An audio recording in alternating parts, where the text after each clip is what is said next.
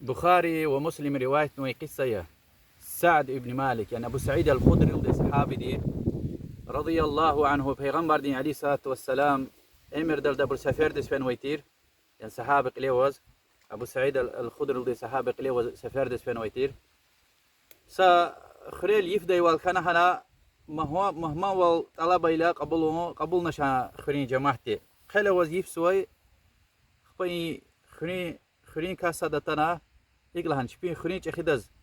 أقرب ديسكاربيون ديك أسجن رئيس ولنا شنا دز هارسا دوا درما سبب بارقونا سخين شوا جزوش كيواسا شيء جدنيا يبرن والله لان شوا رقي جزوي دي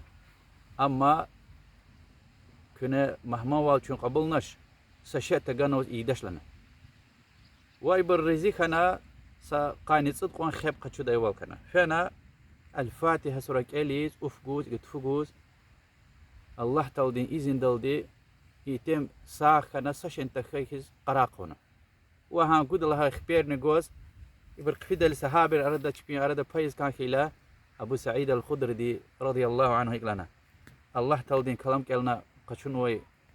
خبير لنا شنا پیغمبر دو خبر قنت ونوس عليه الصلاة والسلام حلال يعني توشنه شنا بايداش مدينة دز خفنا پیغمبر دز لهاي عليه الصلاة والسلام يقصة پیغمبر عليه الصلاة والسلام قرين يقلنا وما أدراك أنها رقية وزهيناش دايلنا أما رقية تردي يعني الفاتحة سورة دول الله تولدين إذن دول دي هانك والله جزوي دي تكسها سورة دول وزهيناش دايلنا أخبا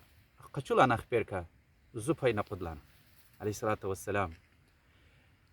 القصة دي منفعة وجهها سخير فيلي يا هاي ستين علامات خيلا سهر دي علامات خيلا ركيك خيلا هسات